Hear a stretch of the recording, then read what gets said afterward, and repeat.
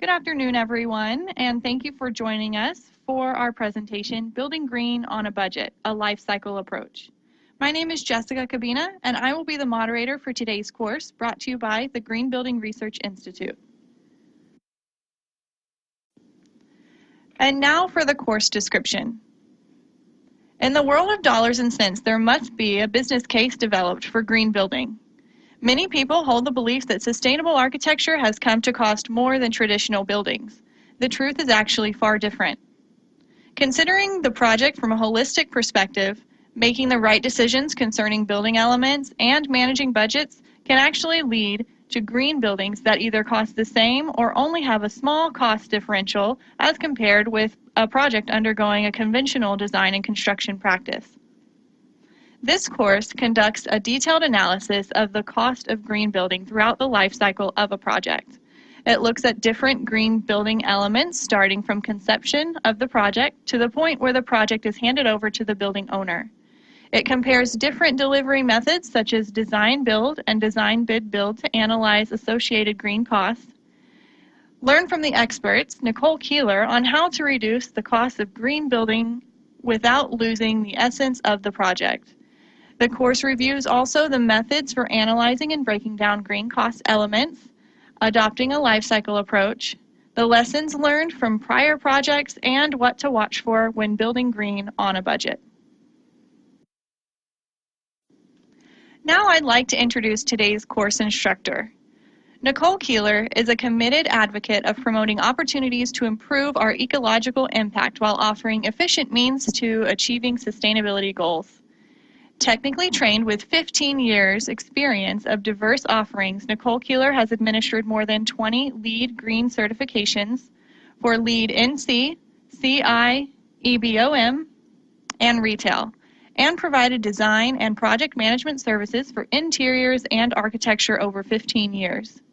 While supporting long-term account relationships, Nicole has delivered full design services for a diverse portfolio of project types, including commercial interiors, laboratories, large real estate portfolio management, residential, and retail.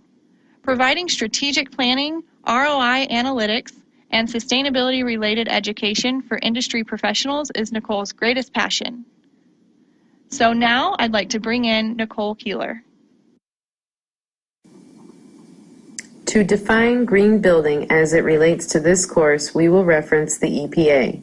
The Environmental Protection Agency defines a green building as one that maximizes the usefulness of all consumed resources while minimizing any negative impacts on both human health and the environment. We divide green building initiatives into 7 basic areas: energy effectiveness, water conservation, materials, site treatment and conditions, indoor quality, waste stream management, and building emissions. One element that does tend to muddy the waters with regards to perceived green building costs is how closely green buildings and certified buildings are associated.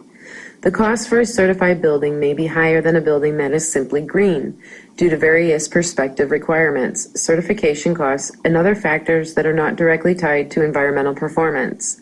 Even with certified green buildings, however, the costs are still not much, only up to 8.5% for LEED Platinum, the highest certification level that a rating system has to offer. These costs are decreasing as more professionals become accustomed to the LEED requirements and process, and more manufacturers incorporate sustainability into their product lines. The perceived cost of building green is one of the primary hurdles to the more widespread adoption of green building practices, and by analyzing what the true costs, paybacks, and options are, we can help to separate green building myths from truths. Section 2, Project Life Cycle Phases. In Section 2, we will review the phases of the project and associated costs within those phases. The first part will be Project Life Cycle Phases and Project Delivery Methods, and the second will be Project Life Cycle Phases and associated costs. Section 3, Offsetting Costs with ROI. Now that we have discussed some of the extra costs associated with green buildings, we will start to evaluate some of the savings and look at average return on investment for various strategies. We'll review cost versus savings, benefits beyond the building, and the effects of certification. Section 4, Tools and Techniques.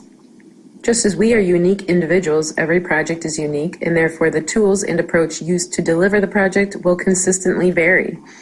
Let's look at some of the common tools available today. We will look at how data is useful, look at tools used throughout the project lifecycle. We will look at cost-effective design strategies and talk a little bit about the new codes that are going into place. Section 5, Real Data. Let's look at a project sampling and compare how the same featured costs relate to national averages. Comparing a few project samples, one project in Northern Illinois, a local retail bank branch, was a ground-up construction freestanding building at 3,559 square feet. The project pursued LEED Gold, installed geothermal heating, daylight harvesting, and a green roof. The cost impact related to the green strategies was 0%, but with the added soft costs of LEED consulting, energy modeling, and commissioning, the project saw a 2% premium. Project 2, located in Texas, reported a 50,000 square foot commercial interior renovation. The project pursued LEED Gold, indoor air quality strategies, and sustainable materials sourcing. The project realized only a 1% green strategy cost impact, and again, those costs were related to the soft costs. The third project from our sampling, located in Texas as well, was a 100,000 square foot ground-up commercial interior. The project pursued LEED Gold, indoor air quality strategies, green materials sourcing, and extensive sustainable site best practices. 2% of the total project budget was related to green strategy costs. In Section 6, we will look at the future of green buildings, trends, codes, and talk to materials and transparency.